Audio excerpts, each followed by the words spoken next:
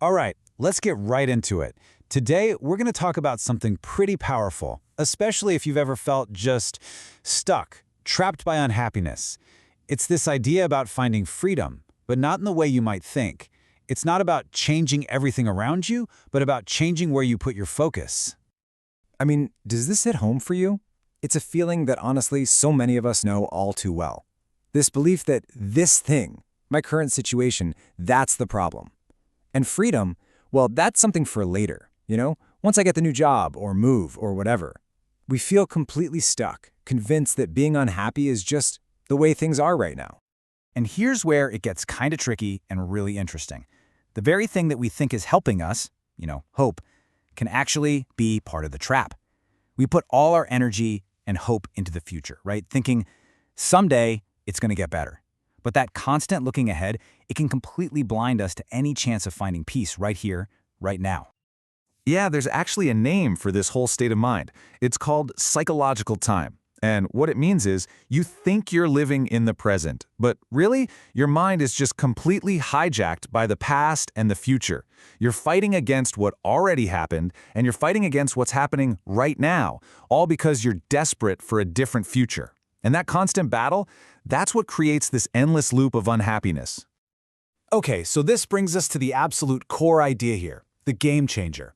We have to learn to see the difference between two things that sound similar but are worlds apart: your life situation and your actual life.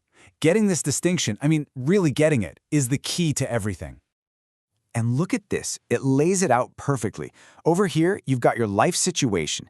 Think of this as all the stuff going on in your head. It's the story you're constantly telling yourself about your job, your money, your relationships. It's just a big bundle of problems that live in the past and the future.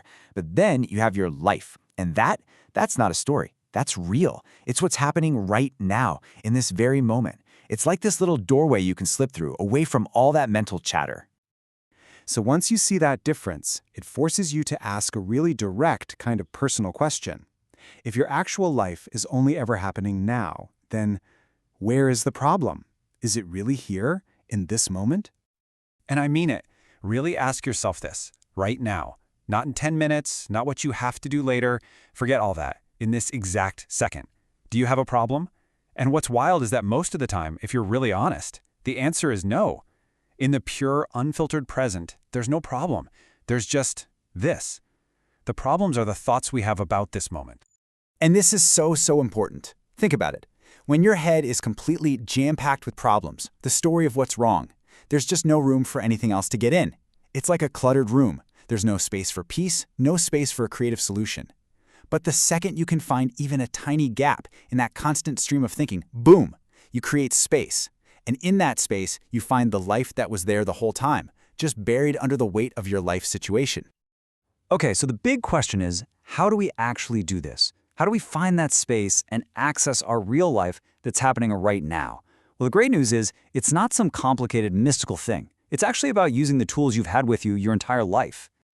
Let's just quickly walk through these. First, use your senses. Just look around the room, but don't name anything. Don't think lamp, wall. Just see the light, the shapes, the colors.